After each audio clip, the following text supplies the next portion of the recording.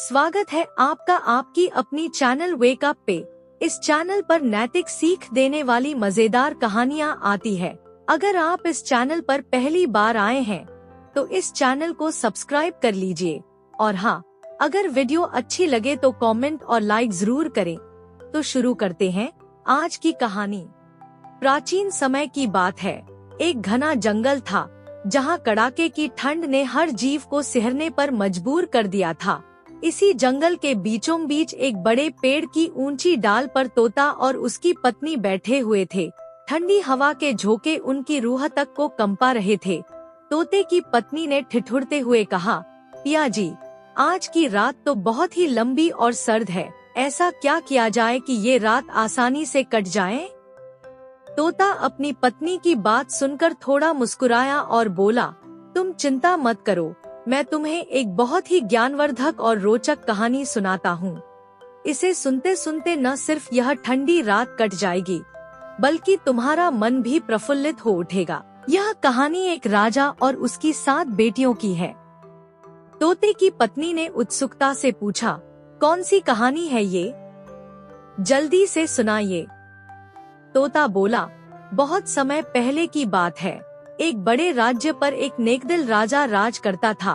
उनकी 7 बेटियां थी और सभी की सुंदरता और गुणों की चर्चा पूरे राज्य में होती थी। लेकिन इन 7 में से सबसे छोटी बेटी, जिसका नाम चंद्रमुखी था, न केवल सबसे सुंदर थी बल्कि सबसे समझदार और दयालु भी थी। उसकी आंखों में चांद की शीतलता और मन में एक गहरी बुद्धिमत्ता थी। लोग कहते थे कि चंद्रमुखी में देवी का अंश है। राजा अपनी बेटियों से बेहद प्यार करता था। उनकी पहली पत्नी, जो राजकुमारियों की माँ थी, का देहांत तब हो गया था जब ये 7 बच्चियां बहुत छोटी थी। माँ के न रहने से राजा का मन बेहद व्यथित था, लेकिन उन्होंने ठान लिया था कि वह अपनी बेटियों को माँ और पिता दोनों का प्यार देंगे। राजा अपनी बेटियों की हर छोटी बड़ी जरूरत का ख्याल रखते थे। वह उनके लिए राजमहल के सबसे कुशल रसोइयों से स्वादिष्ट भोजन बनवाते और विदेशी राज्यों से रेशमी वस्त्र और आभूषण मंगवाते। राजा की पूरी कोशिश रहती कि उनकी बेटियां कभी यह महसूस न करें कि उनकी मां अब उनके साथ नहीं है। समय के साथ ये 7 राजकुमारियां बड़ी हो गईं। जैसे जैसे वे बड़ी होती गईं, उनमें अपने पिता के प्रति एक गहरी निष्ठा और प्रेम जागने लगा। उन्होंने महसूस किया कि उनके पिता ने उनकी परवरिश के लिए अपनी खुशी तक का बलिदान किया है। अब वे भी अपने पिता के काम में हाथ बंटाने लगीं। जब भी राजा अपने मंत्रियों के साथ राज्य के काम से कहीं बाहर जाते, तो राजकुमारियां अपने हाथों से राजा के लिए भोजन बनाती। वे अपने पिता के स्वाद और पसंद को बहुत अच्छी तरह जानती थी। उनकी कोशिश होती थी कि उनके बनाए भोजन में सिर्फ स्वाद ही नहीं, बल्कि उनका प्रेम और स्नेह भी शामिल हो।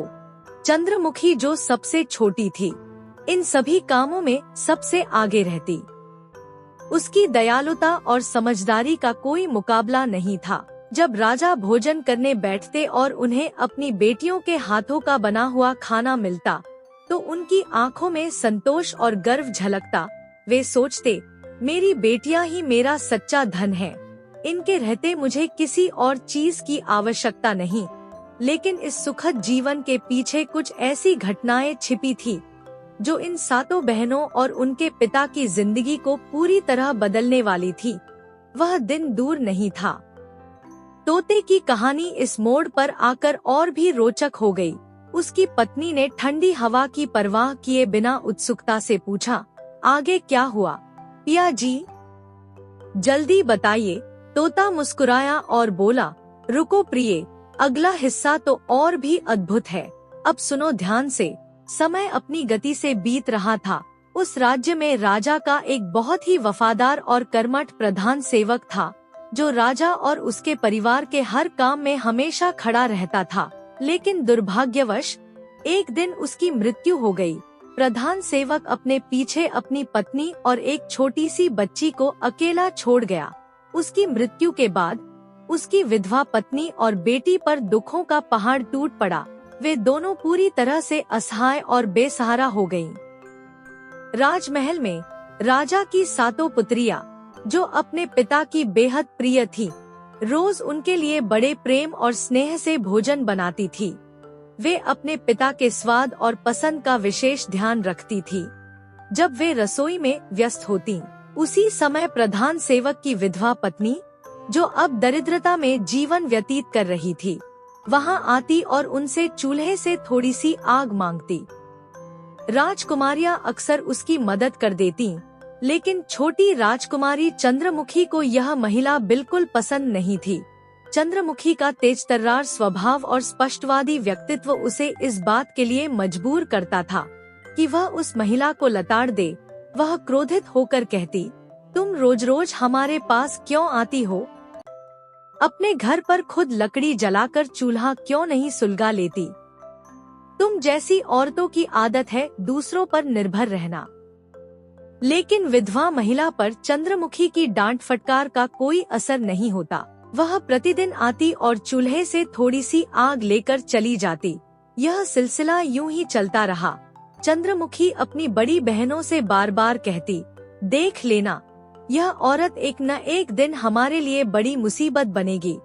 मैं इसे यहाँ आग लेने के लिए बिल्कुल मना कर देना चाहती हूँ। लेकिन उसकी 6 बड़ी बहनें शांत स्वभाव की थी। वे चंद्रमुखी को समझाती, चंद्रमुखी, तुम इतना गुस्सा क्यों करती हो? वह बेचारी अकेली विधवा है। अगर हम उसे थोड़ी सी आग दे देंगे तो हमारा क्या बिगड़ेगा? उसके पास चूल्हा जलाने के लिए लकड़ी नहीं है और यह हमारे पास थोड़ी सी आग मांगकर अपने चूल्हे की लाज बचा लेती है। तुम्हें उसकी मदद करनी चाहिए, न कि उसे डांटना। चंद्रमुखी गहरी सांस भरकर कहती, तुम लोग समझती नहीं हो, यह महिला इतनी भोली नहीं है जितनी दिखाई देती है। इसका बार बार आना मुझे बिल्कुल अच्छा नहीं लगता। देखना, यह हमारे लिए मुसीबत का कारण बनेगी। लेकिन उसकी बड़ी बहनें उसकी बातों को हंसी में टाल देती। समय बीतता गया और वह विधवा महिला रोज की तरह आग मांगने आती रही। लेकिन वह महिला उतनी सीधी नहीं थी जितनी वह दिखती थी। उसके मन में राजा और उसकी बेटियों के लिए गहरी जलन और बदले की भावना थी। वह चाहती थी कि राजा और उसकी बेटियों को कष्ट हो। अपनी योजना के तहत वह हर दिन आग मांगने के बहाने राजा के भोजन में धीरे धीरे राख मिला देती। जब राजा भोजन करते तो उन्हें स्वाद में कुछ अजीब महसूस होता। वह सोचने लगे कि ऐसा क्यों हो रहा है। उनके लिए तो खाना उनकी प्रिय बेटियां बनाती थी, जिन पर उन्हें पूरा विश्वास था। लेकिन अब उन्हें यह समझ में नहीं आ रहा था कि उनकी बेटियां ऐसा क्यों कर रही हैं। राजा के मन में शक का बीज तो नहीं था, लेकिन बार बार खराब खाने की वजह से उनके मन में हल्की चिंता और दुख होने लगा। वे सोचते, मेरी बेटियां मुझसे इतना प्रेम करती हैं, वे मेरे भोजन में जानबूझकर कुछ गलत क्यों करेंगी? यह जरूर किसी अदृश्य कारण का नतीजा है। राजा की यह बेचैनी धीरे धीरे बढ़ने लगी। एक दिन राजा ने ठान लिया कि उन्हें सच का पता लगाना ही होगा। उनके मन में हलचल थी और बार बार यह सवाल उठ रहा था कि उनकी अपनी बेटियां, जो उन्हें जान से भी ज्यादा प्रिय थीं, उनके भोजन को क्यों और कैसे खराब कर सकती हैं? क्या मेरी बेटियां मुझे मारना चाहती हैं?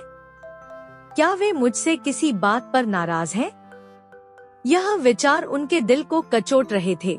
यही कारण था कि उन्होंने स्वयं अपनी आंखों से सत्य देखने का निर्णय लिया।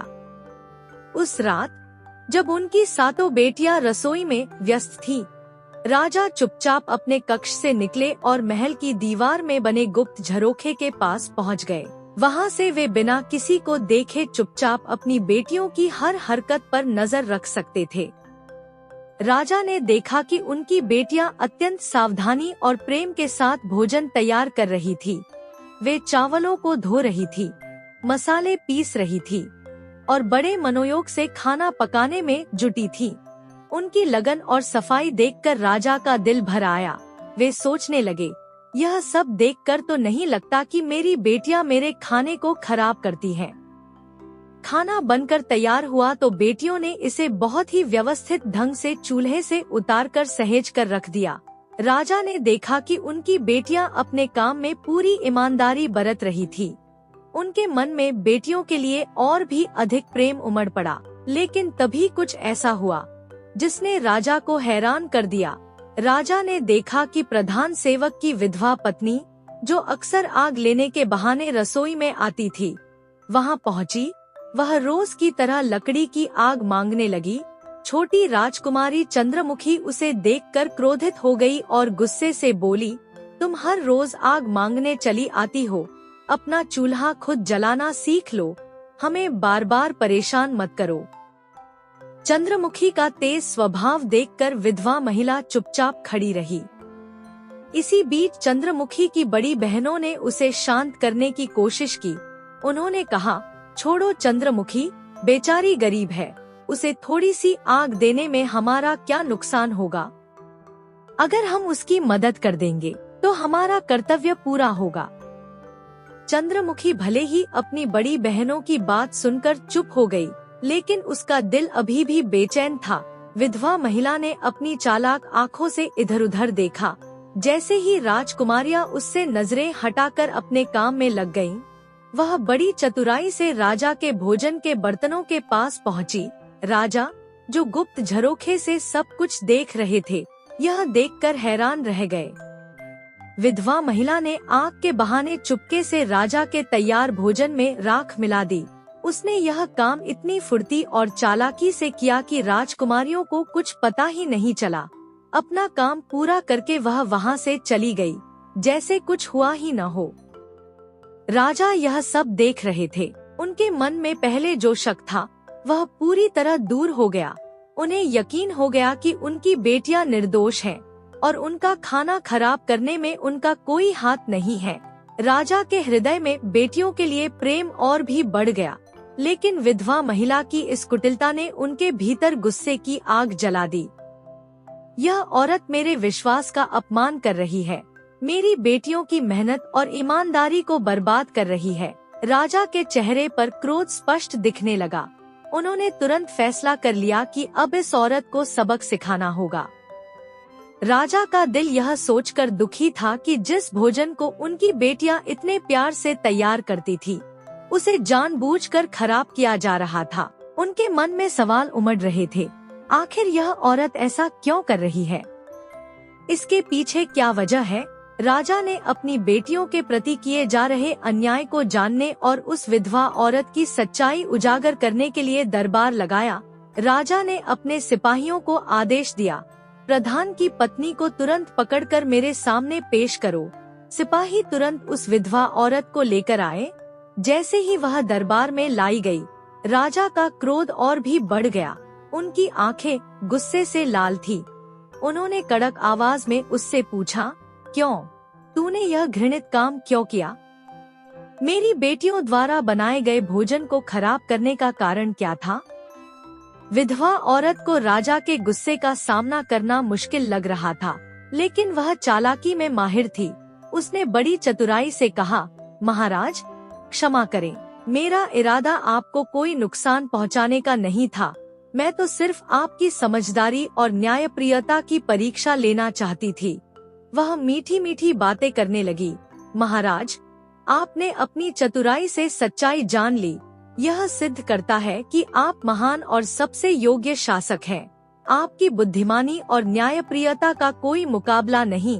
उसकी चापलूसी भरी बातें सुनकर राजा कुछ हद तक शांत हो गए। उनकी आंखों में कठोरता कम हो गई और वे सोचने लगे कि शायद यह औरत सही कह रही है। राजा, जो स्वभाव से सरल और दयालु थे, उसकी बातों में आ गए। न केवल उन्होंने उसे दंड देने का विचार त्याग दिया, बल्कि उससे प्रभावित होकर उसे रानी बनाने का निर्णय कर लिया। राजा ने दरबार में ही घोषणा की कि वह प्रधान की विधवा से विवाह करेंगे। यह सुनकर पूरी सभा आश्चर्यचकित थी, लेकिन राजा का आदेश सर्वोपरि था। विवाह के बाद वह औरत अब विधवा से रानी बन गई। नई रानी के महल में आते ही सब कुछ बदल गया। राजा की पहली पत्नी से उत्पन्न सातों राजकुमारियों की जिंदगी में दुख और कठिनाइयों का सिलसिला शुरू हो गया। नई रानी, जो भीतर से ईर्ष्यालु और दुष्ट स्वभाव की थी, उन राजकुमारियों से गहरी नफरत करने लगी। उसने सोचा, यदि मैं इन सातों को महल से बाहर निकाल दूं, तो राजा की पूरी संपत्ति, राजपाट और ऐश्वर्य मेरे और मेरी बेटी के होंगे। मेरी बेटी ही इस महल की राजकुमारी कहलाएगी और भविष्य में राजमहल पर अधिकार करेगी। नई रानी ने अपनी योजना को अंजाम देने के लिए साजिशें रचनी शुरू कर दी। वह धीरे धीरे राजा की बेटियों पर अपना अधिकार जमाने लगी। उनके लिए काम और जिम्मेदारियां बढ़ा दी गईं। तुम राजकुमारियां नहीं हो, तुम्हें भी सामान्य नौकरानियों की तरह काम करना होगा।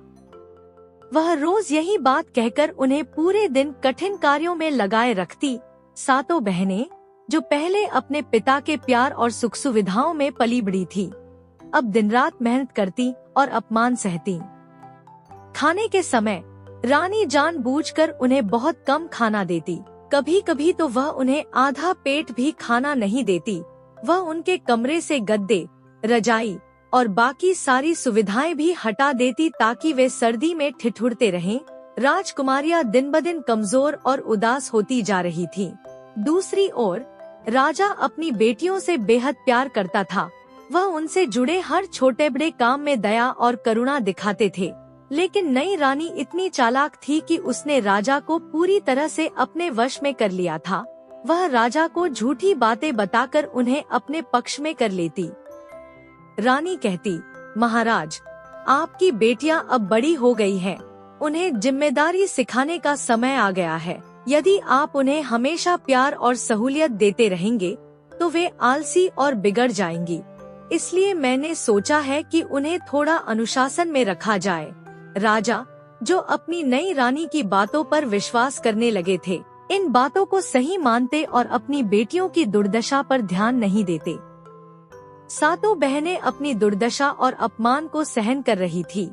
वे अपने पिता से कुछ कहने का साहस नहीं कर पाती थी, क्योंकि वे जानती थी कि रानी उनकी हर बात को झूठा साबित कर देगी। रानी का अत्याचार दिन ब दिन बढ़ता जा रहा था।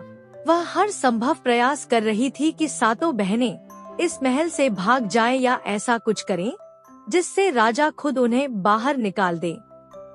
अब राजकुमारियों की जिंदगी में दुखों का पहाड़ टूट चुका था।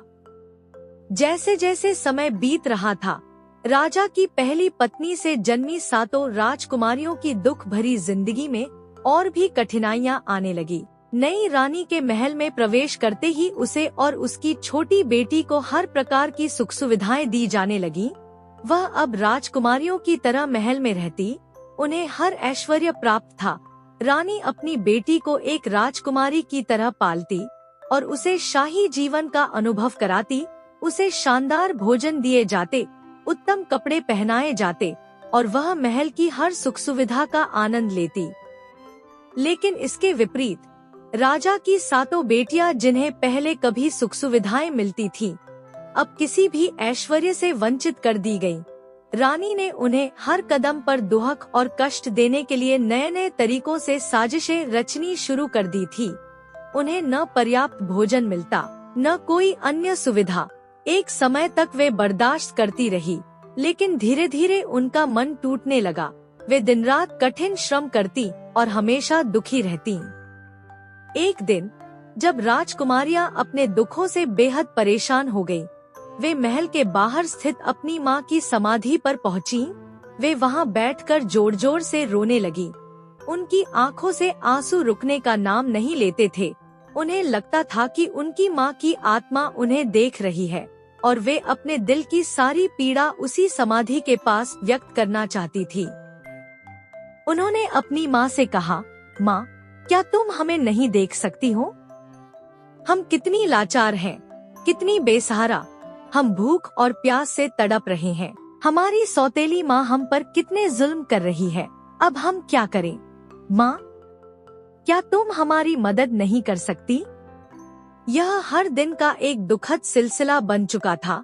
जब भी राजकुमारियां उदास होती और अपनी तकलीफों से घिरी होती, वे अपनी माँ की समाधि पर आकर अपना दिल हल्का करती और अपने दिल के सारे दुख वहाँ रख देती। एक दिन जब वे सभी अपनी माँ की समाधि पर बैठी हुईं, गहरी सिसकियां भर रही थी, तभी अचानक एक अद्भुत दृश्य हुआ। वे अपनी आंखें पोंछते हुए देखती हैं कि जहाँ पहले केवल एक शांत और साधारण समाधि थी, वहाँ अब एक हरा भरा सुंदर सेव का पेड़ उगाया था। यह पेड़ बिल्कुल नया था, लेकिन इसकी शाखाओं पर चमकते हुए ताजे लाल रंग के सेव लटक रहे थे। राजकुमारियां चकित हो गई और आश्चर्यचकित होकर पेड़ के पास दौड़ी। वे उत्सुकता से उस पेड़ के फल को तोड़ने लगी और स्वादिष्ट सेव खाने लगीं। जैसे ही उन्होंने उन सेवों को खाया, उनकी भूख और कमजोरी गायब हो गई। उन फलों ने उन्हें ताजगी और शक्ति से भर दिया। अब जब भी उन्हें अपनी सौतेली माँ के द्वारा दिया गया घटिया भोजन नहीं मिलता था, वे इस अद्भुत सेव के पेड़ से ताजे और मीठे सेव तोड़कर अपनी भूख शांत करतीं। यह सेव का पेड़ एक चमत्कारी वृक्ष था। जितना अधिक फल तोड़ा जाता, उतने ही अधिक पके और स्वादिष्ट सेव अगले दिन पेड़ पर लग जाते। यह एक अद्भुत चमत्कारी पेड़ था जो हमेशा सातों बहनों की भूख को शांत करने के लिए फल प्रदान करता था। उनके लिए यह सेव का पेड़ जीवन की वह नई उम्मीद बन गया था जिसकी उन्हें जरूरत थी। अब सातों बहनें केवल सेव के फलों पर निर्भर रहने लगी। उन्हें कोई और भोजन नहीं चाहिए था, क्योंकि यह सेव का पेड़ उन्हें भरपूर पोषण और स्वाद दे रहा था। उनके शरीर में शक्ति और ताजगी का संचार हो चुका था। उन्होंने अपनी सौतेली माँ के द्वारा दिए गए दुश्वारियों वाले भोजन को पूरी तरह से नकार दिया था और इस अद्भुत पेड़ के फलों के साथ अपने दिन बिताने लगे थे। यह सेव का पेड़ उनके लिए एक आशीर्वाद से कम नहीं था। सौतेली माँ अब धीरे धीरे सातों बहनों के स्वस्थ और सुंदर रहने के रहस्य को लेकर चिंतित होने लगी। उसने सोचा, मैं इन्हें न तो भरपेट भोजन देती हूँ, न आराम करने देती हूँ, दिन रात इन पर काम का बोझ डालती हूँ, फिर भी ये दिन ब दिन और अधिक सुंदर और स्वस्थ कैसे होती जा रही हैं? इनका चेहरा इतना दमकता क्यों है, जबकि मेरी अपनी बेटी को मैं हर प्रकार की अच्छी चीजें खिलाती हूँ, महंगे कपड़े पहनाती हूँ, लेकिन वह इनसे फीकी और कमजोर लगती है। आखिर इन सातों बहनों का राज क्या है? यह बात सौतेली माँ के दिल में घर कर गई। उसने ठान लिया कि वह किसी भी तरह से इस रहस्य का पता लगाएगी। एक दिन उसने अपनी बेटी को बुलाया और कहा, तुम इन सातों का पीछा करो और यह पता लगाओ कि आखिर ये इतनी स्वस्थ और सुंदर क्यों हैं। जरूर इनके पास कोई ऐसा साधन है जिससे ये अपनी भूख मिटाती हैं, और यह राज मुझे जानना ही होगा। सौतेली माँ की बेटी ने अपनी माँ की बात मान ली और अगले दिन जब सातों बहनें महल से बाहर निकली, तो उसने चुपचाप उनका पीछा किया। वह देखती रही कि वे कहाँ जा रही हैं। कुछ देर चलने के बाद सातों बहनें अपनी माँ की समाधि के पास पहुँच गयीं। वहाँ का दृश्य देखकर सौतेली माँ की बेटी हैरान रह गई। उसने देखा कि सातों बहनें समाधि के पास उगे हुए एक सुंदर सेव के पेड़ से लाल, रसीले और चमचमाते सेव तोड़ रही थी। वह यह भी देख रही थी कि हर सेव में एक अद्भुत चमक थी, मानो वे फल किसी जादुई शक्ति से भरे हुए हों। सौतेली माँ की बेटी को वहाँ देखकर चंद्रमुखी की निगाह उस पर पड़ी। उसने तुरंत अपनी बहनों को सचेत करते हुए कहा, देखो, यह लड़की हमारा पीछा कर रही है। यह जरूर हमारी सारी बातें जाकर अपनी माँ को बताएगी और हमारी मुश्किलें बढ़ा देगी। हमें इसे भगाना होगा और इन सेवों को छुपाना होगा, नहीं तो हम पर बड़ी मुसीबत आ जाएगी। चंद्रमुखी का यह कहना बाकी बहनों को ठीक नहीं लगा। उनमें से एक ने कहा, अरे नहीं चंद्रमुखी, यह लड़की तो निर्दोष है। इसकी माँ हमें कष्ट देती है, इसमें इसका क्या दोष? हमें इसे भगाने की जरूरत नहीं है। सभी बहनों ने मिलकर उस लड़की को अपने पास बुलाया। उन्होंने उससे कहा, आओ, तुम भी हमारे साथ बैठो और इन सेवों का स्वाद चखो। लड़की पहले डरती रही, लेकिन बहनों की नम्रता और प्यार देखकर वह उनके पास आ गई। बहनों ने उसे पेड़ से तोड़े हुए कुछ रसीले सेव खाने के लिए दिए। जैसे ही उसने सेव खाया, उसकी आंखें चमक उठीं। उसने कहा, यह सेव तो वास्तव में अद्भुत है। इतना मीठा और स्वादिष्ट फल मैंने अपने जीवन में पहले कभी नहीं खाया।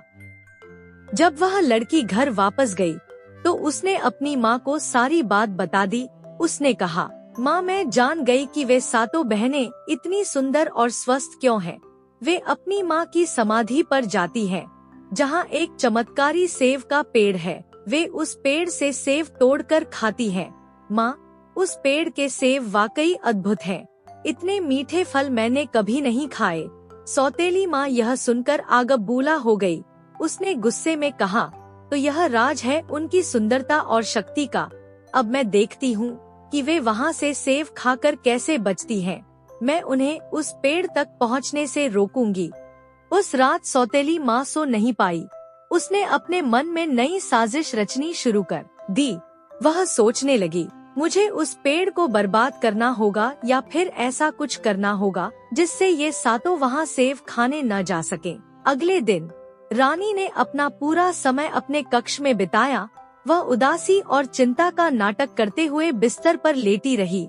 राजा ने जब यह देखा कि रानी कुछ अस्वस्थ लग रही है, तो वह सीधे उसके पास आया और बड़े ही स्नेहपूर्ण स्वर में पूछा, रानी, तुम्हारे इस दुख और उदासी का कारण क्या है? क्या तुम्हें कोई कष्ट है? रानी ने गहरी सांस ली और दुख भरी आवाज में कहा, महाराज, मेरे सिर में असहनीय दर्द हो रहा है। ऐसा प्रतीत होता है मानो यह दर्द मेरी जान ले लेगा। मुझे किसी भी औषधि या उपाय से कोई राहत नहीं मिल रही। राजा ने चिंतित होकर कहा, रानी, तुम चिंता मत करो। मैं किसी भी तरह तुम्हें इस दर्द से मुक्त करूंगा। बताओ, तुम्हारे लिए क्या करना होगा? रानी ने धीमे स्वर में कहा, महाराज, मेरे सिर का यह दर्द सिर्फ एक ही उपाय से ठीक हो सकता है। तुम्हारी पहली पत्नी की समाधि पर जो सुंदर सेब का पेड़ है, वही मेरी इस पीड़ा को दूर कर सकता है। राजा ने हैरानी से पूछा, सेब का पेड़? वह कैसे?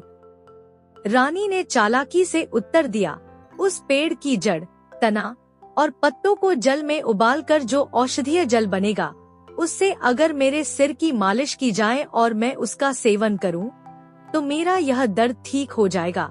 बस यही एक उपाय है। रानी की यह बात सुनकर राजा ने बिना देर किए अपने सेवकों को आदेश दिया, तुरंत जाकर मेरी पहली पत्नी की समाधि पर खड़े उस सेब के पेड़ को जड़, तना और पत्तों सहित उखाड़ लाओ। इसे किसी भी हाल में मेरे पास लाया जाए। राजा की आज्ञा पाते ही सेवकों का दल समाधि की ओर रवाना हुआ। समाधि पर खड़े उस हरे भरे, चमकते और चमत्कारी सेब के पेड़ को देखते ही वे उसके सौंदर्य पर मोहित हो गए। लेकिन राजा का आदेश मानना था, इसलिए उन्होंने अपने औजार उठाए और उस पेड़ को जड़ सहित उखाड़ लिया। जैसे ही पेड़ को उखाड़ा गया, चारों ओर की प्रकृति मानो मौन हो गई। समाधि का वह शांत वातावरण अब सूना और उदास प्रतीत होने लगा। सेवकों ने उस चमत्कारी पेड़ को महल में लाकर राजा को सौंप दिया। राजा ने रानी के कहे अनुसार पेड़ की जड़, तना और पत्तों को जल में उबालने का आदेश दिया। जब औषधीय जल तैयार हो गया, तो रानी के सिर की मालिश की गई और उसे वह जल पीने के लिए दिया गया। रानी ने जल पीने का नाटक करते हुए अपनी पीड़ा के खत्म होने का अभिनय किया। उसने मुस्कुराते हुए राजा से कहा, महाराज, अब मैं बिल्कुल ठीक हो गई हूँ। आपके प्रयास और इस सेब के पेड़ की शक्ति ने मुझे नया जीवन दिया है। राजा, जो रानी के इस नाटक से अनजान था, प्रसन्न हो गया और उसे आराम करने का सुझाव देकर महल के अन्य कार्यों में व्यस्त हो गया। अगले दिन जब सातों राजकुमारियां अपनी माँ की समाधि पर पहुंची, तो वहाँ का दृश्य देखकर उनके कदम ठिठक गए। उनकी आंखें उस जगह को ढूंढने लगी जहाँ कभी वह चमत्कारी सेब का पेड़ खड़ा था, परंतु अब वह जगह खाली थी। समाधि के पास कोई पेड़ नहीं था। वे सभी दौड़कर समाधि के पास पहुंची और जोर जोर से रोने लगी। उनमें से एक ने कांपते हुए कहा, यह क्या हो गया? हमारा सेब का पेड़ कहाँ गया? मां, यह किसने किया? अब हम क्या खाएंगे? हम किस पर भरोसा करेंगे? उनकी आंखों से आंसू बहने लगे और उन्होंने अपनी माँ की समाधि के पास बैठकर प्रार्थना करनी शुरू कर दी। वे बार बार अपनी माँ से विनती कर रही थी, माँ, अब हम क्या करें? हमारा सहारा छिन गया, क्या तुम हमें देख नहीं सकती? हमारी मदद करो, मान। तभी उन्होंने वहाँ एक अद्भुत दृश्य देखा। जहाँ पहले सेब का पेड़ था, वहाँ अब एक छोटा सा चमकदार तालाब बन गया था। यह तालाब किसी साधारण पानी से भरा नहीं था, बल्कि उसमें मक्खन जैसा सफेद और चमकीला पदार्थ तैर रहा था। जैसे ही उन्होंने इस अद्भुत तालाब को देखा, उनकी आंखों में आश्चर्य और चेहरे पर मुस्कान आ गई। कुछ ही क्षणों में वह मक्खन जैसा तरल पदार्थ जमने लगा और देखते ही देखते वह सफेद रोटी का रूप ले लिया। यह देखकर सातों बहनें स्तब्ध रह गईं।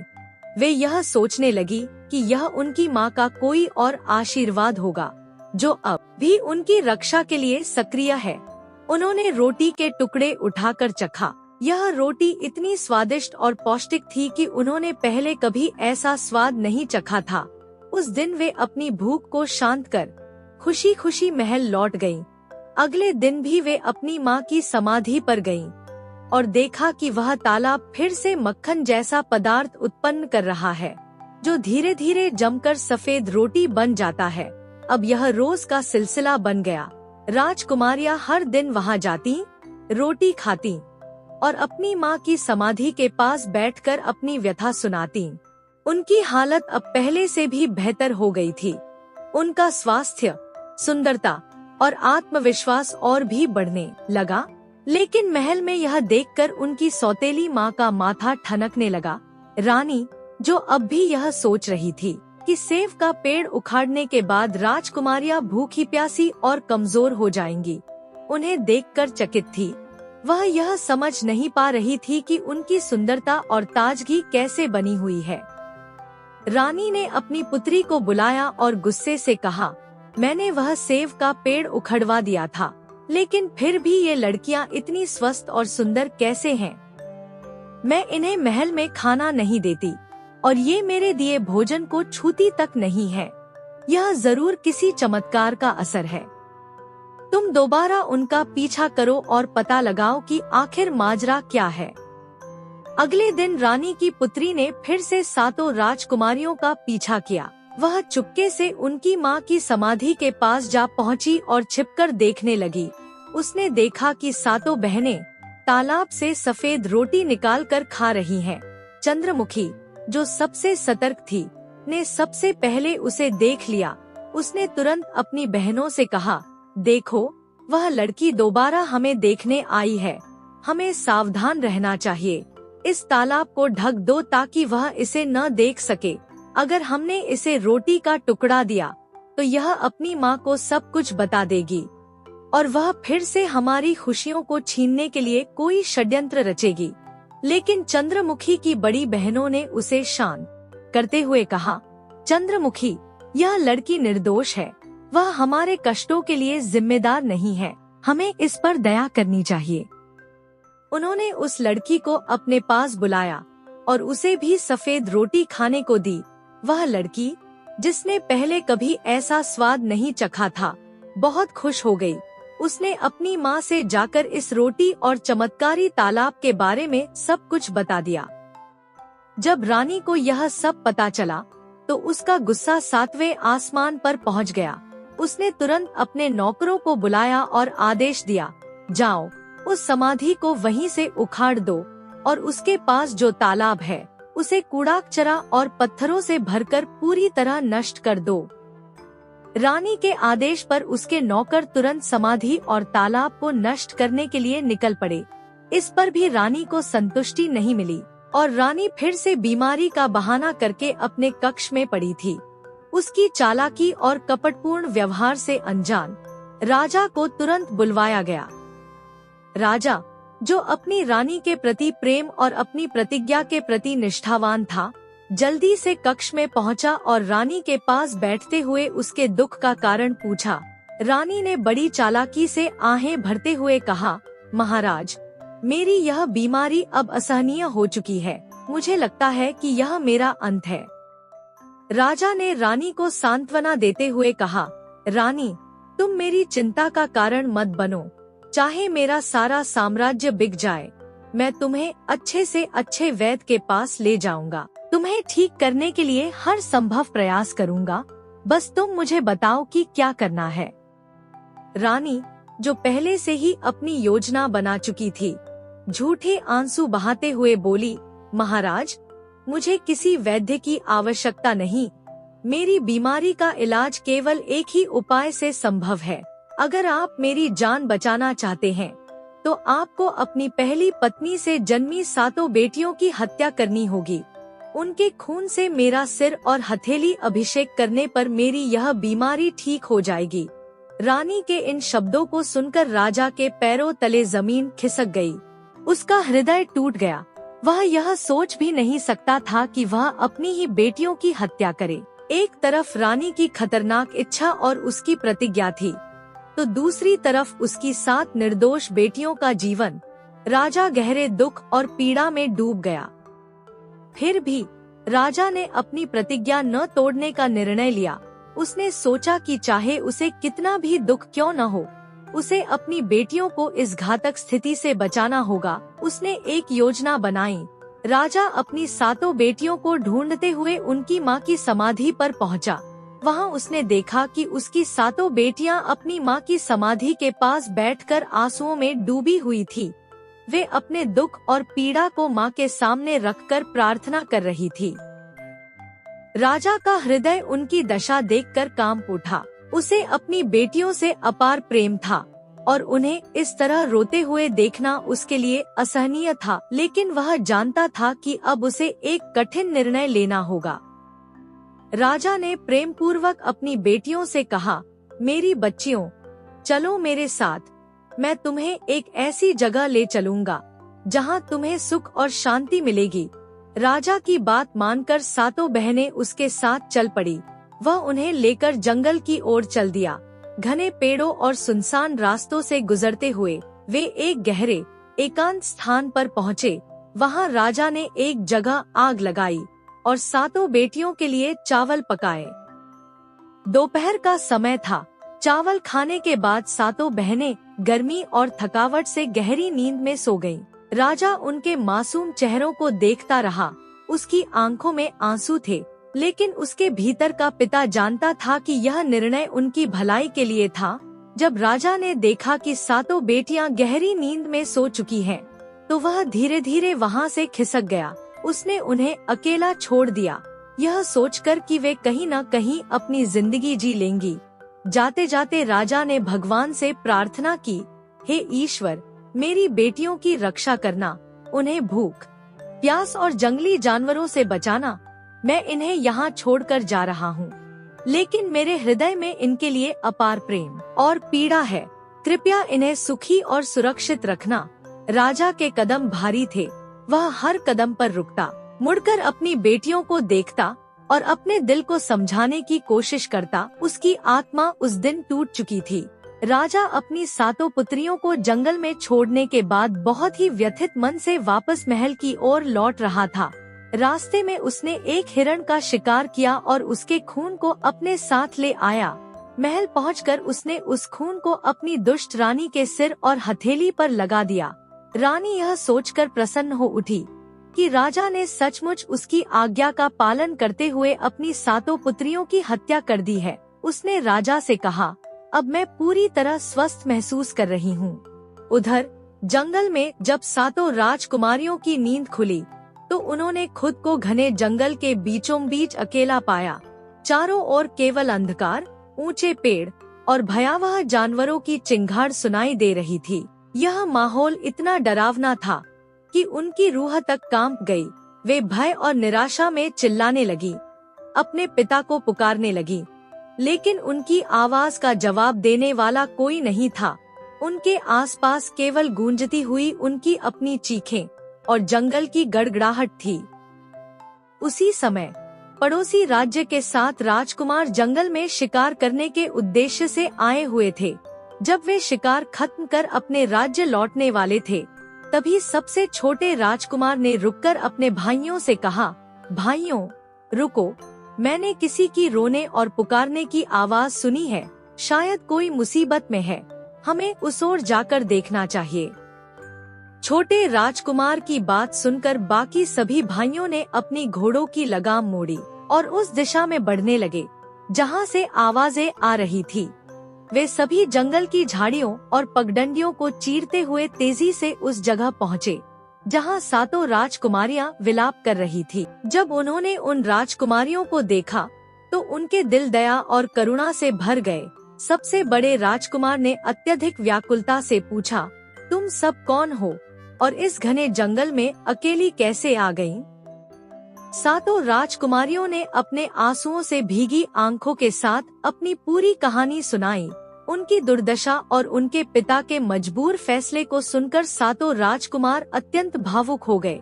उन्होंने निश्चय किया कि वे इन अभागी राजकुमारियों को अपने राज्य लेकर जाएंगे और उनका संरक्षण करेंगे। सबसे बड़े राजकुमार ने कहा, ईश्वर ने इन सातों राजकुमारियों को हमारी ओर भेजा है। इनका साथ हमारी नियति में लिखा था। हमें इनका सम्मान पूर्वक हाथ मांगना चाहिए और इन्हें अपने जीवन का हिस्सा बनाना चाहिए। इस तरह सबसे बड़े राजकुमार ने सबसे बड़ी राजकुमारी से विवाह किया। दूसरे राजकुमार ने दूसरी राजकुमारी का हाथ थामा। इसी तरह सातों राजकुमारों ने सातों राजकुमारियों से विवाह कर लिया। सबसे छोटे राजकुमार ने चंद्रमुखी से विवाह किया, जो न केवल सबसे सुंदर थी बल्कि अत्यंत बुद्धिमान भी थी। सातों राजकुमारियां अपने अपने राजकुमारों के साथ नए जीवन की शुरुआत करने उनके राज्य लौट आईं। उनके आगमन पर पूरे राज्य में खुशियों की लहर दौड़ गई। प्रजा ने उनके स्वागत में भव्य उत्सव आयोजित किए। इस प्रकार सातों बहनों का जीवन एक दुखद शुरुआत के बाद खुशियों से भर गया। उनके प्रति किए गए अन्याय का अंत प्रेम और अपनत्व से हुआ और उन्होंने अपने अपने राजकुमारों के साथ सुखपूर्वक जीवन बिताना शुरू कर दिया। कुछ समय बीतने के बाद चंद्रमुखी के जीवन में एक सुखद पल आया। उसे एक पुत्र की प्राप्ति हुई। इस पुत्र के आगमन से पूरा परिवार आनंदित हो उठा। यह बच्चा जैसे पूरे परिवार का दुलारा बन गया था। ऐसा प्रतीत होता था कि यह बच्चा केवल चंद्रमुखी और उसके पति का नहीं, बल्कि सातों भाइयों और सातों बहनों का साझा स्नेह का केंद्र बन गया था। सभी उसकी परवरिश में अपनी अपनी भूमिका निभाते, उसे दुलारते और उसकी हर छोटी बड़ी जरूरत का ख्याल रखते। चंद्रमुखी के पुत्र का बाल्यकाल हंसी खुशी और स्नेह के माहौल में बीता। जैसे ही वह बच्चा 2 वर्ष का हुआ, सभी की खुशी दोगुनी हो गई। लेकिन किस्मत ने इस सुखद माहौल में एक अप्रत्याशित मोड़ ला दिया। एक दिन सबसे छोटे राजकुमार ने अपने भाइयों से कहा, मुझे शिकार पर जाने की इच्छा हो रही है। उसने चंद्रमुखी से भी अनुमति मांगी। चंद्रमुखी ने सहमति दी और कहा, लेकिन जल्दी लौट आना। राजकुमार उत्साहपूर्वक शिकार के लिए निकला, लेकिन दिन बीतते गए और उसकी कोई खबर नहीं आई। चंद्रमुखी और अन्य बहनों का मन बेचैन होने लगा। जब छोटे राजकुमार की कोई खबर नहीं मिली, तो उसके बड़े भाइयों ने निर्णय लिया कि वे जंगल जाकर अपने छोटे भाई को ढूंढ कर लाएंगे। 6 भाई जंगल की ओर निकल पड़े। 6 भाइयों की भी वापसी नहीं। लेकिन समय ने एक और क्रूर खेल खेला। जो 6 भाई अपने छोटे भाई की तलाश में गए थे, वे भी लौटकर नहीं आए। अब राजमहल में शोक और चिंता का साया गहरा हो गया। सातों राजकुमारियों के मन में भय और अनहोनी का विचार घर करने लगा। उन्हें यह महसूस हुआ कि उनके पतियों को या तो किसी जंगली जानवर ने मार दिया है या वे किसी बड़े संकट में फंस गए हैं। एक दिन चंद्रमुखी अपने छोटे पुत्र को पालने में झुला रही थी। उसकी बहनें महल के निचले कक्षों में घरेलू कामों में व्यस्त थीं। तभी अचानक महल के मुख्य द्वार पर दस्तक हुई। द्वारपाल ने दरवाजा खोला तो उसने देखा कि एक लंबा व्यक्ति काले रंग का लबादा पहने खड़ा है। उसके चेहरे पर एक गहरी रहस्यमयी मुस्कान थी। उसने स्वयं को साधु बताया और कहा, भिक्षा देने से ही तुम लोगों का कल्याण होगा। साधु को खाली हाथ लौटाना अशुभ माना जाता है। द्वारपाल ने कहा, यह समय भिक्षा मांगने का नहीं है। राजा के सातों पुत्र गायब हैं। महल के लोग शोक में हैं। आप किसी और जगह से भिक्षा लें। लेकिन वह व्यक्ति, जो वास्तव में एक साधु नहीं बल्कि एक जादूगर था, अपने इरादों में अडिग रहा। उसने विनम्र स्वर में कहा, साधु को ठुकराना पाप है, मैं केवल भोजन और भिक्षा लेकर चला जाऊंगा। यह सुनकर नौकर कुछ असमंजस में पड़ गए। उन्हें यह नहीं पता था कि यह कोई साधारण साधु नहीं, बल्कि एक दुष्ट जादूगर वृषभान था, उसकी चालों से अनजान। उन्होंने उसे महल के अंदर जाने की अनुमति दे दी। जादूगर के चेहरे पर एक छल भरी मुस्कान खेल रही थी और उसकी आंखों में एक खतरनाक चमक थी। वह महल के भीतर प्रवेश कर चुका था और इसके साथ ही एक नई अनहोनी की शुरुआत होने वाली थी। महल में चंद्रमुखी अपने छोटे बेटे को पालने में झुलाते हुए मधुर लोरी गा रही थी। उसका चेहरा ममता से दमक रहा था और उसकी कोमल आवाज में ऐसा अपनापन था जैसे पूरे संसार की शांति उस पल में समाहित हो गई हो।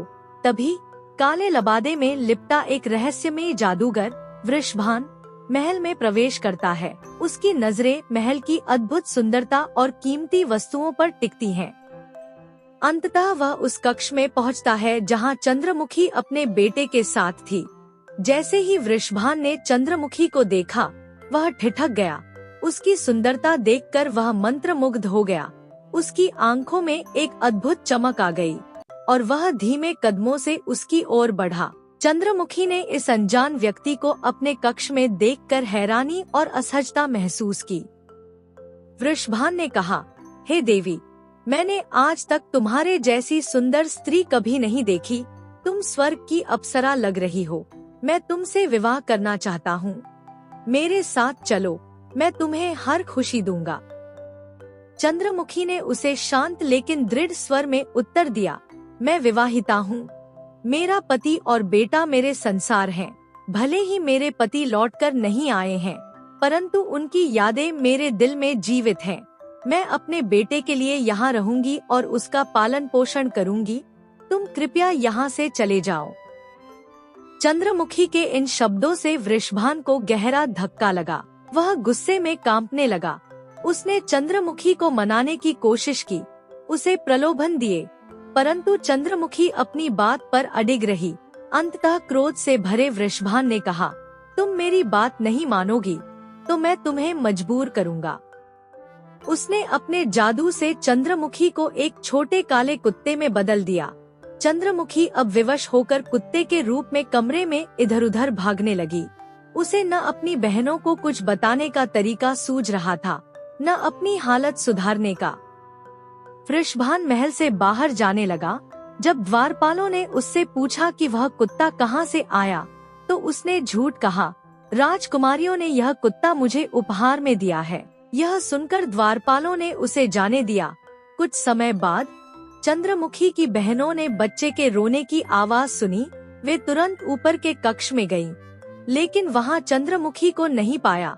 सेवकों ने उन्हें उस साधु के बारे में बताया और कुत्ते का जिक्र किया। बहनों को तुरंत समझ आ गया कि कुछ अनहोनी हुई है। उन्होंने अनुमान लगाया कि चंद्रमुखी के साथ कोई भयंकर षड्यंत्र हुआ है। समय धीरे धीरे बीतता गया। चंद्रमुखी का पुत्र अब 12 साल का हो गया। उसकी मौसियों ने उसे बड़े प्यार से पाला और उसकी परवरिश में कोई कमी नहीं रखी। एक दिन वे उसे अपने परिवार का इतिहास बताने लगी। उसने ध्यानपूर्वक सब सुना। अपनी माँ, पिता और ताऊ के दुखदायी जीवन के बारे में जानकर वह गहरे शोक में डूब गया। उसने दृढ़ निश्चय किया कि वह अपने माता पिता और ताऊ को ढूंढकर जरूर लाएगा। अपनी मौसियों से उसने कहा, मैं अपना पूरा जीवन इस खोज में लगा दूंगा, लेकिन उन्हें ढूंढ कर लाऊंगा। मौसियों ने उसे रोकने की बहुत कोशिश की। उन्होंने कहा, बेटा, जो चले गए उन्हें भूल जाना ही अच्छा है। हमने अपने पतियों और बहन को खो दिया है। अब तुम्हें खोने का दुख सहने की हमारी हिम्मत नहीं है। लेकिन लड़के ने उन्हें सांत्वना दी, अगर मैं सफल हुआ तो सबको लेकर लौटूंगा। मैं वादा करता हूँ। अपनी माँ और परिवार के लिए प्यार से प्रेरित होकर वह लड़का अपनी यात्रा पर निकल पड़ा। उसने अपनी तलवार, घोड़ा और जरूरी सामान लिया और महल से बाहर निकल गया। उसकी आंखों में संकल्प की चमक थी और दिल में एक ही लक्ष्य, अपने परिवार को फिर से मिलाना। राजकुमार अब उस भेष में था जिसे देखकर कोई भी उसकी असल पहचान नहीं जान सकता था। उसकी चालाकी और विवेक ने उसे यह समझा दिया था कि यदि वह अपनी माँ को और अपने परिवार को बचाना चाहता है तो उसे धैर्य, चतुराई और साहस से काम लेना होगा। उसने अपने हृदय में यह प्रण लिया कि वह उचित समय आने पर अपनी माँ को जादूगर वृषभान के चंगुल से मुक्त कराएगा। चंद्रमुखी की शादी के समय राजकुमार के पिता ने अपनी पत्नी को एक विशेष अंगूठी भेंट की थी। वह अंगूठी साधारण नहीं थी, बल्कि उस पर राजकुमार के पिता का नाम खुदा हुआ था। यह अंगूठी उनके प्रेम और विश्वास का प्रतीक थी। जब चंद्रमुखी ने अपने पुत्र को जन्म दिया था, तब उसने वह अंगूठी अपने नन्हे बेटे की उंगली में पहना दी थी, ताकि वह उसे हर समय अपनी माँ और पिता के प्यार का आभास दे सके। समय बीता और जैसे जैसे राजकुमार बड़ा हुआ, अंगूठी का आकार उसकी उंगली में फिट नहीं होता था। तब उसकी मौसियों ने एक सुनार से वह अंगूठी फिर से तैयार करवाई, ताकि वह राजकुमार की उंगली में पूरी तरह से आ सके। यह अंगूठी अब उसकी पहचान और उसके माता पिता की यादों का गहरा प्रतीक बन चुकी थी। अंगूठी उसकी उंगली में चमक रही थी, मानो यह उसे अपने उद्देश्य की याद दिला रही हो। यह न केवल एक आभूषण थी, बल्कि एक आशा का प्रतीक थी, जो उसे हर कदम पर उसके मिशन की याद दिलाती थी। राजकुमार ने अपनी उंगली में उस अंगूठी को कसकर पकड़ते हुए एक बार फिर अपने आप से वादा किया कि वह अपनी माँ, अपने ताऊ और अपने पूरे परिवार को ढूंढकर उनके अधिकार वापस दिलाएगा। अब वह अपनी योजना को सफल बनाने के लिए पूरी तरह तैयार था। उसका भेष, उसकी अंगूठी और उसके मन का साहस, इन तीनों के सहारे वह उस चुनौतीपूर्ण यात्रा पर निकल पड़ा, जो उसे अपने परिवार के खोए हुए सदस्यों तक ले जाएगी। उसके चेहरे पर दृढ़ निश्चय झलक रहा था और उसकी आंखों में एक ऐसी चमक थी जो बताती थी कि वह अपने मिशन में सफल होकर ही लौटेगा। वह राजकुमार अपनी माता पिता और ताऊं की खोज में महीनों तक अनजानी दिशाओं में भटकता रहा। उसकी आंखों में उम्मीद का दीपक जल रहा था, लेकिन हर बीतते दिन के साथ उसकी आशा मंद पड़ने लगी। हजारों किलोमीटर की यात्रा के बाद थकाहारा और निराश राजकुमार एक अजीब और रहस्यमय देश में पहुंचा।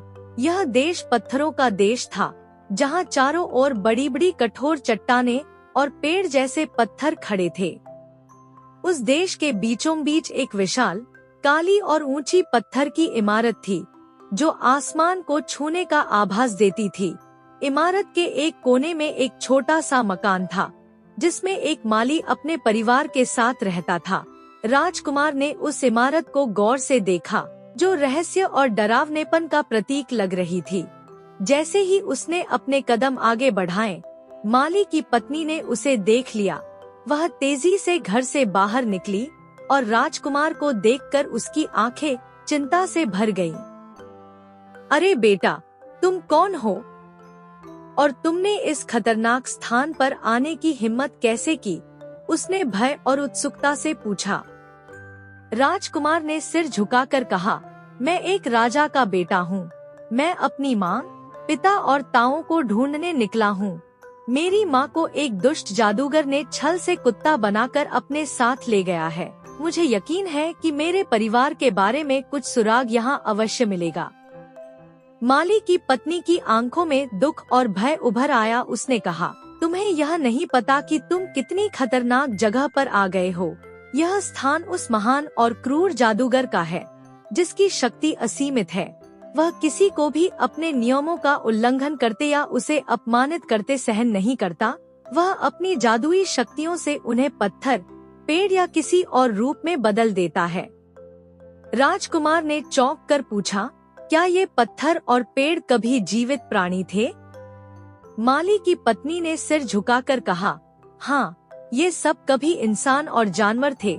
यह जो विशाल पत्थर और पेड़ तुम्हें यहाँ खड़े दिखाई दे रहे हैं, वे सब कभी सांस लेते जीव थे, लेकिन जादूगर ने अपनी शक्तियों से इन्हें हमेशा के लिए इस रूप में बदल दिया। यह सुनकर राजकुमार का हृदय भारी हो गया। वह सोचने लगा कि कहीं उसके परिवार के सदस्य भी इसी तरह किसी पत्थर या पेड़ में बदल दिए गए हों। लेकिन उसके भीतर का साहस और दृढ़ निश्चय जाग उठा। उसने ठान लिया कि चाहे कितनी ही कठिनाइयां क्यों न आए, वह अपने परिवार को ढूंढकर इस जादूगर के चंगुल से मुक्त कराएगा। छोटे राजकुमार ने माली की पत्नी की बातों को बड़े ध्यान से सुना। जब उसने बताया कि जादूगर ने एक राजा और उसके 6 भाइयों को पत्थर और पेड़ों में बदल दिया, तो राजकुमार का दिल दर्द और गुस्से से भर उठा। लेकिन जब माली की पत्नी ने आगे कहा कि एक अत्यंत सुंदर रानी को भी जादूगर ने पिछले 10 वर्षों से अपनी काली इमारत में कैद कर रखा है और उसे विवाह करने के लिए मजबूर कर रहा है, तब राजकुमार के मन में बिजली सी कौंधी। उसे यकीन हो गया कि वह रानी उसकी माँ चंद्रमुखी है और राजा और 6 भाई उसके पिता और ताऊ ही हैं। यह सुनकर राजकुमार की आंखों में आंसू आ गए। उसने माली की पत्नी से कहा, मैं इतने दिनों से अपनों की तलाश में दर दर भटक रहा था। भगवान का शुक्र है कि मैंने अंततः उन्हें खोज लिया। अब मैं उन्हें जादूगर के चंगुल से मुक्त कराऊंगा, चाहे इसके लिए मुझे अपनी जान ही क्यों न देनी पड़े। माली की पत्नी ने उसकी दृढ़ता को देखा और महसूस किया कि इस बहादुर युवक में सच्चाई और साहस की अद्भुत ताकत है। उसने सहमति में सिर हिलाते हुए कहा, अगर तुम सच्चे मन से ऐसा करना चाहते हो तो मैं तुम्हारी मदद करूंगी, क्योंकि जादूगर का आतंक हम पर भी हावी है। हम वर्षों से उसकी क्रूरता सह रहे हैं। हो सकता है तुम्हारी मदद करके मैं भी खुद को और अपने परिवार को उसकी दुष्टता से बचा सकूं। इसके बाद माली की पत्नी और राजकुमार ने एक योजना बनाई। माली की पत्नी ने उसे आगाह किया, लेकिन ध्यान रखना, जादूगर बहुत ताकतवर है। वह तुम्हें भी पत्थर या पेड़ में बदल सकता है। तुम सीधे अपने रूप में उसके सामने जाओगे तो यह आत्मघाती होगा। तुम्हें अपना रूप बदलना पड़ेगा ताकि वह तुम्हें पहचान न सके। राजकुमार ने तुरंत हामी भरी, आप ठीक कहती हैं, मैं इस बात के लिए तैयार हूँ।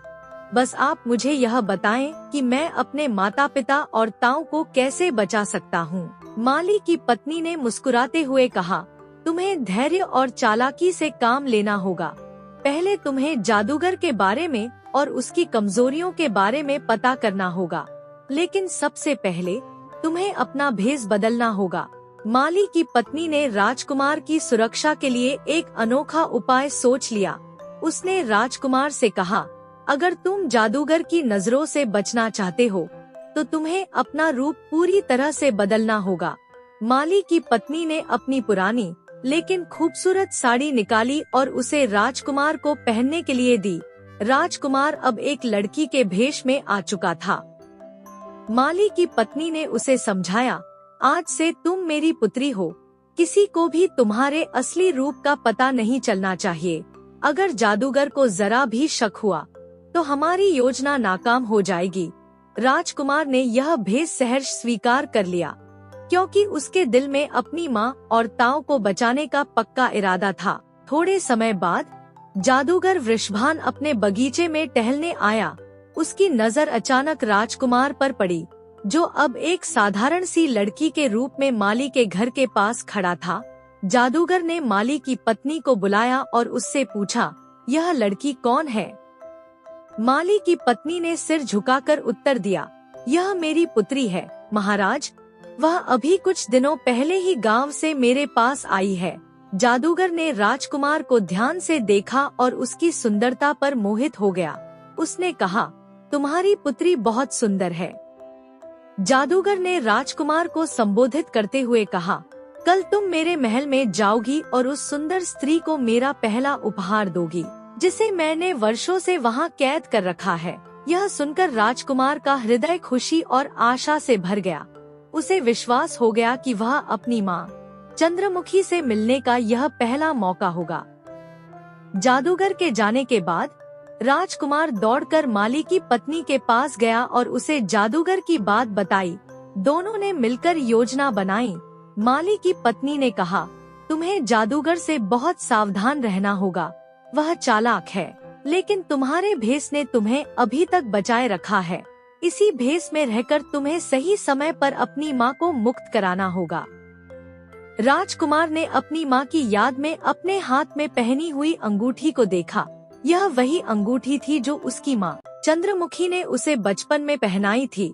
उस पर उसके पिता का नाम खुदा हुआ था। यह अंगूठी उसके लिए सिर्फ एक आभूषण नहीं, बल्कि उसके माता पिता के प्रेम का प्रतीक थी। राजकुमार ने उस अंगूठी को अपनी मुट्ठी में कसते हुए खुद से वादा किया, माँ, मैं आपको बचाने और इस जादूगर का अंत करने के लिए कुछ भी कर सकता हूँ। मैं जल्द ही आपको इस कैद से आजाद कराऊंगा। उस रात राजकुमार ने अपनी योजना को अंतिम रूप दिया। अगले दिन वह लड़की के भेष में जादूगर के महल में जाएगा और अपनी माँ से पहली बार आमने सामने मिलेगा। उसे यकीन था कि यह उसकी लड़ाई की शुरुआत है और वह अपनी सूझबूझ और साहस से इस चुनौती का सामना करेगा। माली की पत्नी ने राजकुमार को सुझाव दिया, तुम अपनी माँ को पहचान का कोई ऐसा संकेत देना जिसे देखकर वह समझ जाए कि तुम कौन हो, पर याद रखना यह कार्य आसान नहीं होगा। चंद्रमुखी रानी पर हर समय कड़ी नजर रखी जाती है। उनके कमरे के बाहर एक दरबान तैनात रहता है और अंदर जादूगर की एक वफादार दासी हमेशा मौजूद रहती है। तुम्हें पूरी सावधानी से अपनी योजना को अंजाम देना होगा। राजकुमार ने माली की पत्नी की बात ध्यान से सुनी और अपनी उंगली में पहनी अंगूठी को देखा। उसने तय किया कि यही अंगूठी वह अपनी माँ को पहचान का संकेत बनाएगा। अब हर रोज राजकुमार माली की पुत्री के रूप में फूलों का गुलदस्ता जादूगर की ओर से रानी चंद्रमुखी तक पहुंचाने लगा। वह गुलदस्ते को संभालते हुए धीरे धीरे कमरे तक जाता, पर जादूगर की दासी की मौजूदगी के कारण अपनी माँ से बात करने का कोई मौका नहीं पाता। हर बार उसका दिल यह सोचकर टूट जाता कि वह इतने करीब होकर भी अपनी माँ से कुछ नहीं कह सकता। फिर एक दिन भाग्य ने उसका साथ दिया। जब वह गुलदस्ता लेकर रानी के कमरे में पहुंचा, तो उसने देखा कि वहाँ उसकी माँ के अलावा कोई और नहीं था, न दासी और न ही दरबान। यह उसके लिए एक सुनहरा मौका था। राजकुमार ने जल्दी से अपनी उंगली में पहनी हुई अंगूठी को निकाला और उसे फूलों के गुलदस्ते के साथ सावधानी से बांध दिया। उसने गुलदस्ता अपनी माँ के कदमों के पास रख दिया। जैसे ही उसने गुलदस्ता जमीन पर रखा, अंगूठी के गिरने से हल्की सी आवाज हुई। चंद्रमुखी का ध्यान उस अजीब सी आवाज पर गया। उन्होंने ध्यान से गुलदस्ते की ओर देखा और पाया कि फूलों के बीच एक छोटी सी अंगूठी बंधी हुई है। उस अंगूठी को देखते ही उनकी आंखें नम हो गईं। उन्होंने तुरंत उसे पहचान लिया। यह वही अंगूठी थी जिसे उन्होंने अपने पुत्र की उंगली में पहनाया था। रानी चंद्रमुखी ने फिर गुलदस्ता लाने वाली लड़की की ओर देखा। उनके चेहरे पर एक अनोखी चमक थी, जैसे उन्हें अपने पुत्र की उपस्थिति का आभास हो। लड़की बने राजकुमार ने अपनी माँ के सामने धीरे से सिर झुका लिया और धीरे धीरे अपनी सच्चाई बताई। उसने बताया कि वह उनका वही खोया हुआ पुत्र है, जिसने उन्हें खोजने के लिए अनगिनत कठिनाइयों का सामना किया। माँ, राजकुमार ने कहा, मैंने आपको ढूंढने के लिए पूरे संसार को छान मारा। मैंने आपकी याद में हर पल संघर्ष किया और अब मैं यहाँ हूँ। आपको और मेरे ताओं को इस जालिम जादूगर से बचाने के लिए। चंद्रमुखी की आंखों से खुशी के आंसू बहने लगे। उन्होंने अपने पुत्र को गले लगाते हुए कहा, तुमने मेरी उम्मीदों को जिंदा रखा। बेटा, मुझे तुम पर गर्व है। राजकुमार ने अपनी माँ को आश्वासन दिया, माँ, अब मैं यहाँ से बिना आपको और मेरे ताओं को लिए नहीं जाऊंगा। यह दुष्ट जादूगर जितना भी शक्तिशाली हो, मैं हर खतरे का सामना करूंगा। हम सबको इस कैद से आजाद कराऊंगा। उस दिन माँ और बेटे के मिलन ने उनकी उम्मीदों को नई ऊर्जा दी और दोनों दुष्ट जादूगर वृषभान के अत्याचारों से मुक्त होने की योजना बनाने लगे। राजकुमार ने अपनी माँ से कहा, माँ, तुमने 10 वर्षों तक इस जादूगर का क्रोध और कठोरता झेली है। अब समय आ गया है कि तुम अपनी चालाकी और धैर्य का इस्तेमाल करो। तुम उसे यह जताओ कि तुम उसकी बात मानने को तैयार हो। उसे विश्वास दिलाओ कि अब तुम उससे विवाह करने के लिए राजी हो। लेकिन इसके साथ ही हमें उसकी कमजोरियों और उसकी शक्ति के स्रोत का पता लगाना होगा। चंद्रमुखी ने राजकुमार की बात पर सहमति जताई। उसने कहा, तुम ठीक कह रहे हो। हमें पहले यह जानना होगा कि वह अमर है या उसकी मृत्यु संभव है। उसकी शक्ति किस वस्तु या स्थान में निहित है, यह जानना सबसे जरूरी है। अगले दिन चंद्रमुखी ने एक संदेश भिजवाया जिसमें लिखा था कि वह जादूगर वृषभान से विवाह करने के लिए तैयार है। जैसे ही जादूगर ने यह सुना, वह खुशी से झूम उठा। उसने तुरंत अपने सेवकों को आदेश दिया कि वह विवाह की तैयारियां शुरू करें। लेकिन जब वह चंद्रमुखी से मिलने आया तो चंद्रमुखी ने उसे बड़े ही शांत और विनम्र स्वर में कहा, वृषभान, मैंने इतने वर्षों तक अपने पति का शोक किया। अब मैं सोचती हूँ कि शायद तुम्हारे साथ विवाह करना ही मेरे जीवन का सही निर्णय है। लेकिन इससे पहले कि हम शादी करें, मुझे तुम्हारे बारे में और अधिक जानने का समय चाहिए। मैं चाहती हूँ कि हम पहले एक दूसरे को समझें। चंद्रमुखी ने बड़ी चतुराई से जादूगर से पूछा, क्या तुम वास्तव में अमर हो? क्या तुम्हें कोई नुकसान नहीं पहुंचा सकता? मैंने तुम्हारी ताकत और तुम्हारे जादू की बातें सुनी हैं, लेकिन यदि मैं तुम्हारी पत्नी बनूंगी तो मुझे तुम्हारे बारे में सब कुछ जानना चाहिए। क्या तुम्हारी अमरता का कोई रहस्य है? अगर तुम्हें कोई आपदा आ गई तो मैं तुम्हारी रक्षा कैसे करूंगी? जादूगर वृषभान, जो चंद्रमुखी के सौंदर्य और उसकी बातों में पूरी तरह खो चुका था, मुस्कुराते हुए बोला, तुम क्यों यह सब पूछ रही हो चंद्रमुखी? चंद्रमुखी ने गहरी सांस लेकर कहा, मैंने पहले अपने पति और पुत्र को खो दिया। अब मैं ऐसा दोबारा सहन नहीं कर सकती। अगर मैं तुम्हारी पत्नी बनती हूँ और तुम्हें कुछ हो गया तो मैं किसके सहारे जीऊंगी? मैं तुम्हें खोने का दुख नहीं सह सकती, इसलिए मैं तुम्हारी अमरता और ताकत के रहस्यों को जानना चाहती हूँ। जादूगर ने चंद्रमुखी के शब्दों को बड़े गर्व और आत्मविश्वास से सुना।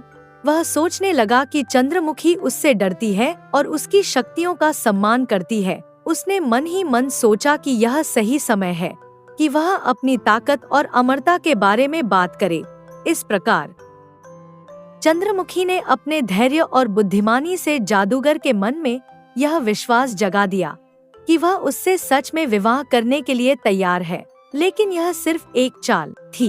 वृषभान जादूगर ने चंद्रमुखी के सवालों का जवाब देते हुए एक भयानक रहस्य उजागर किया।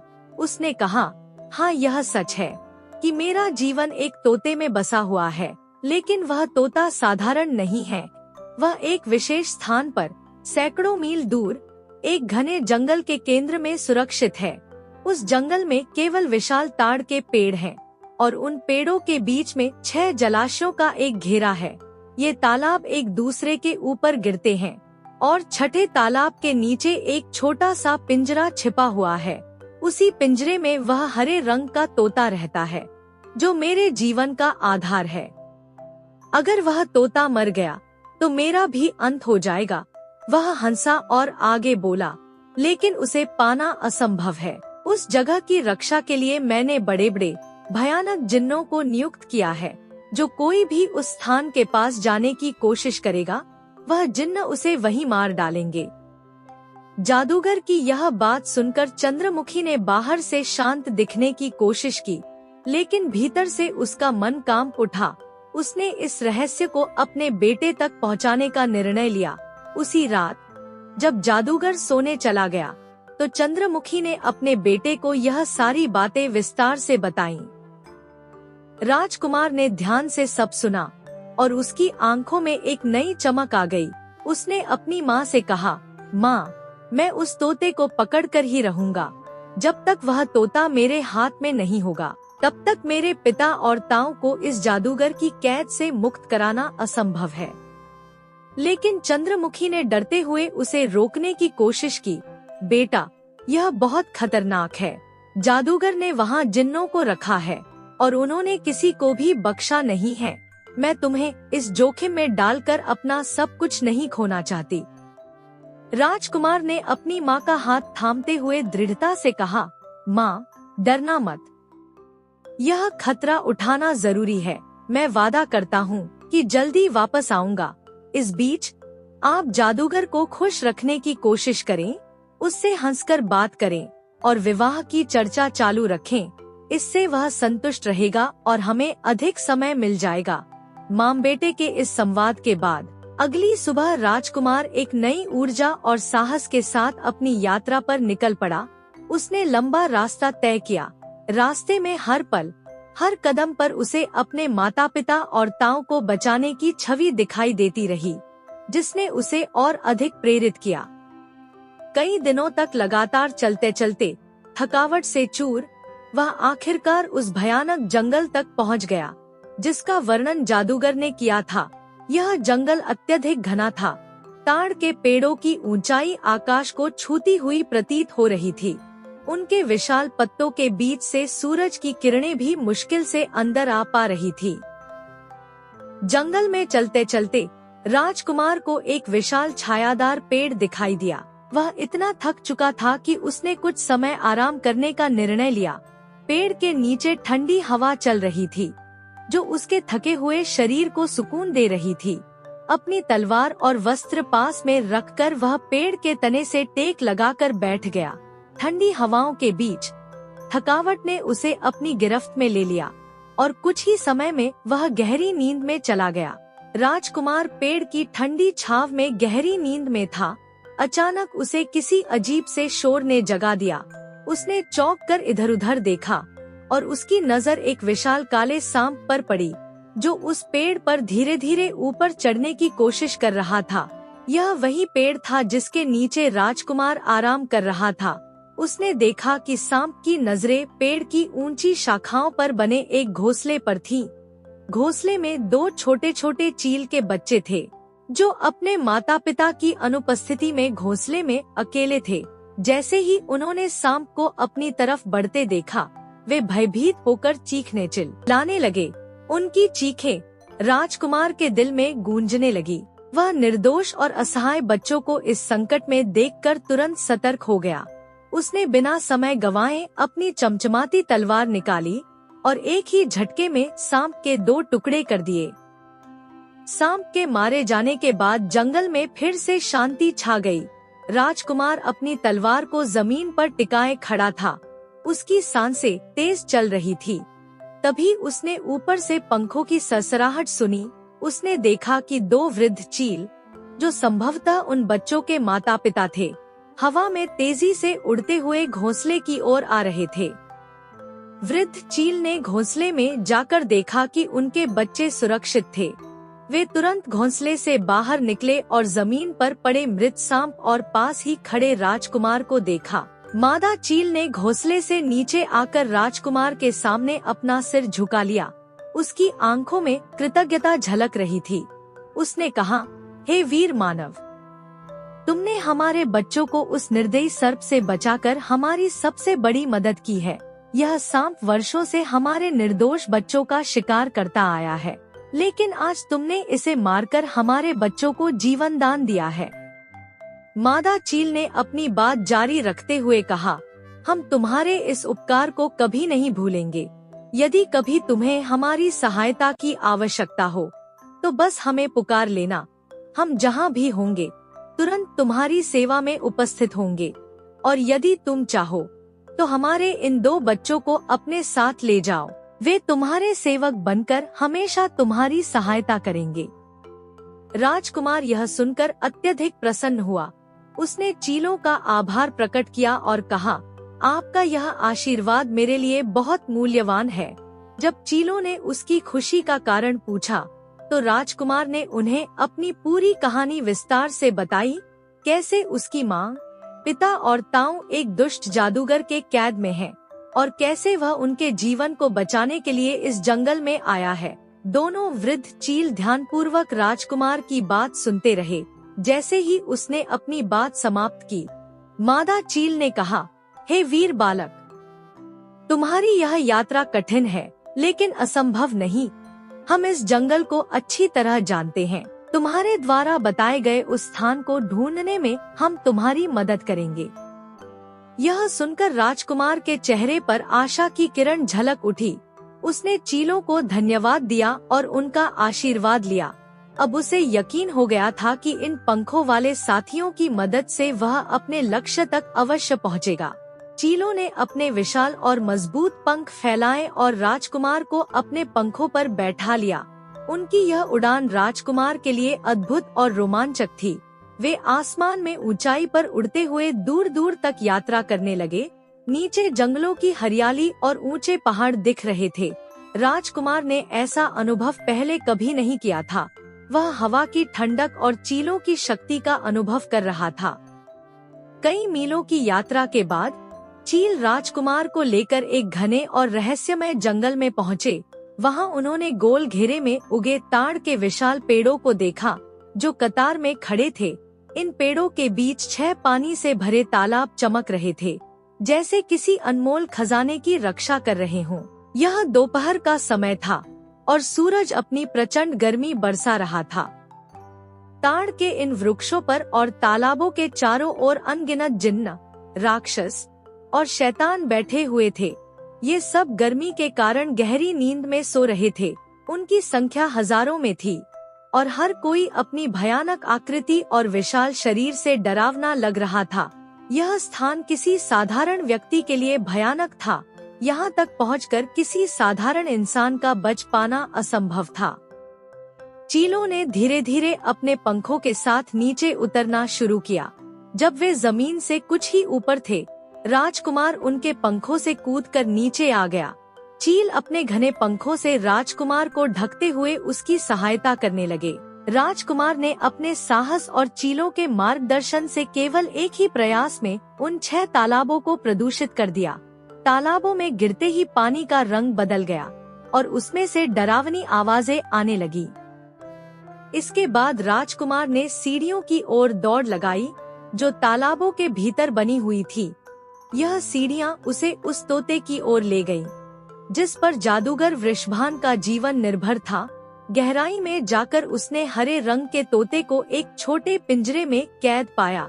राजकुमार ने बिना समय गंवाने उस तोते को सावधानी से पिंजरे से निकाला, उसे अपने कपड़े में लपेटा और अपनी लंबी चोगे की जेब में छिपा लिया। जैसे ही राजकुमार चीलों के पंखों पर सवार हुआ और उन्होंने उड़ान भरी, नीचे सो रहे जिन्न, राक्षस और शैतान अचानक जाग गए। उनकी लाल लाल आंखें गुस्से से जल उठीं और उन्होंने देखा कि उनका खजाना चोरी हो चुका था। उनकी डरावनी चीखों से पूरा जंगल गूंज उठा। जिन्न और राक्षस इधर उधर भागने लगे, लेकिन तब तक चील राजकुमार को लेकर आसमान में काफी ऊंचाई पर पहुंच चुके थे। सैकड़ों मील की उड़ान के बाद चील राजकुमार को लेकर अपने घर पहुँचे। यह वही विशाल वृक्ष था जहां उनका घोंसला बना हुआ था। वहां पहुंचकर चीलों ने राजकुमार को सुरक्षित उतार दिया।